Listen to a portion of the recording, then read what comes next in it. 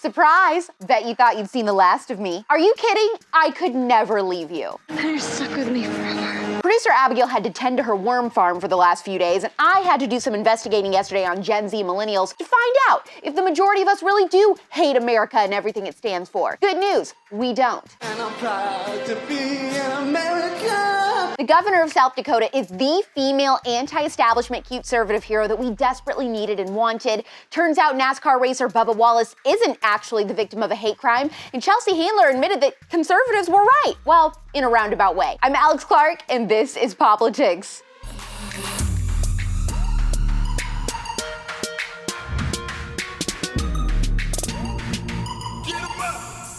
It's Woman Crush Wednesday, and in honor of that, I'd like to pay my respects to South Dakota Governor Kristi Noem, who completely torched the spoiled leftist blue-haired brats who want to erase the legacy of some of our nation's greatest presidents who played crucial roles in shaping our great nation. Oh, no, you don't. Check this out. Ben Shapiro tweeted out a very important question. He said, so when is our woke historical revisionist priesthood going to insist on blowing up Mount Rushmore? A question that I on POPlitics have also asked in the last few days. Governor Noem responded, not on my watch, AKA, go ahead and do it. Make my day.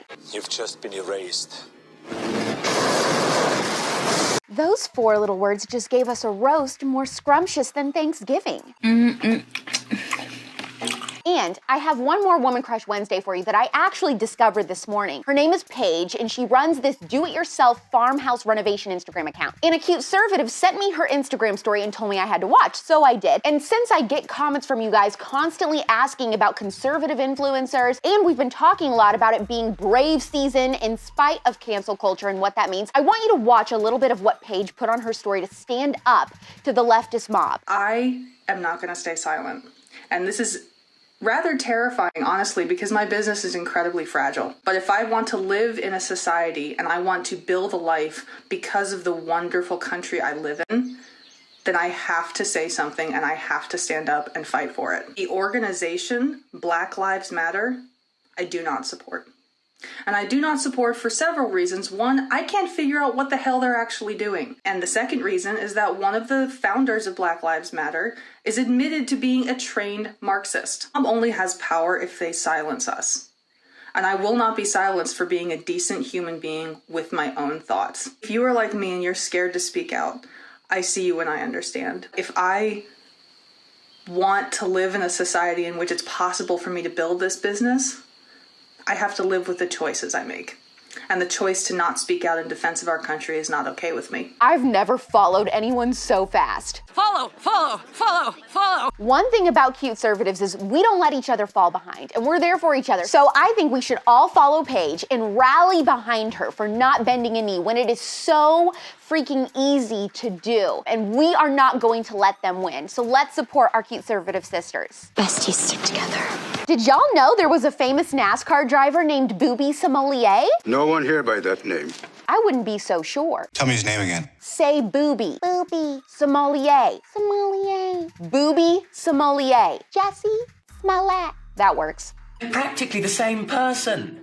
Boring, vain, shallow enough to paddle in. NASCAR driver Bubba Wallace's racing team claimed that they found a noose hanging in his garage at the track. Turns out, wasn't a noose. The FBI determined it was a little garage pulley rope that had been there for months. Of course, the media ate this up like a potluck dinner after church. Everyone was posting about how they stand with Bubba and what happened to him was terrible, etc. Which, yes, it would have been, had it been true, but everyone assumed a terrible hate crime had happened to this man before the FBI investigated it, including some conservatives that I really love and respect. Oh no, not you too. Now, I had a feeling from the beginning of this story that it was a hoax because he could have also been someone to say, look, here's what we found. We're going to let the FBI investigate it to determine if it was a threat. Instead, he immediately capitalized off of it, going on The View and CNN, which is kind of odd to me considering the fact that I don't know any NASCAR fans that watch CNN or The View. Do you? Those are two things that don't really go together. This is someone who isn't exactly known for being a nice guy on the track either. Oh, not only communication, but Bubba throwing water. Not only did the media run with this hate crime story with no camera evidence whatsoever, his mom was also telling the media that she's heard other drivers call Bubba the N-word before. Okay. Who? Why not drop names if you got some names? Are you covering for racists? Why? If you're not willing to name names, chances are it's made up. I want to see the receipts. Plus, you've been a driver for how long, and you've never raised a peep about racial intolerance until it becomes the #1 topic in media coverage? Seems like a good way to get your name out there, I suppose. Hey, I want to be famous. What's sad is it appears that most of these alleged hate crime stories that I'm seeing trending on Twitter these days usually turn out to be a hoax, which is a damn shame because it really does take away from the importance of real hate crimes, which are unacceptable and appalling. That's correct. Once again, it's been brought up before. How racist can a country really be when people have to continuously make up racist acts? And remember that old Louis Farrakhan video that Chelsea Handler shared on her Instagram a few days ago? We talked about it here on POPlitics. Well, she actually apologized now and took it down. Wild card, bitches! Yeah! She said, "I want to sincerely apologize for posting the video of Louis Farrakhan. I didn't consider the context of his anti-Semitic and homophobic rhetoric that is, of course, contrary to my own beliefs and values." Oh, that's interesting. Oh, you know what? Good for her. I'll take it. I'll accept a little growth. Hopefully this revelation is the first of many, even though I kinda doubt it. But in the meantime, I'm chalking this up as a point for Cuteservatives. And none for Chelsea Handler. Bye! And none for Gretchen Wieners. Bye.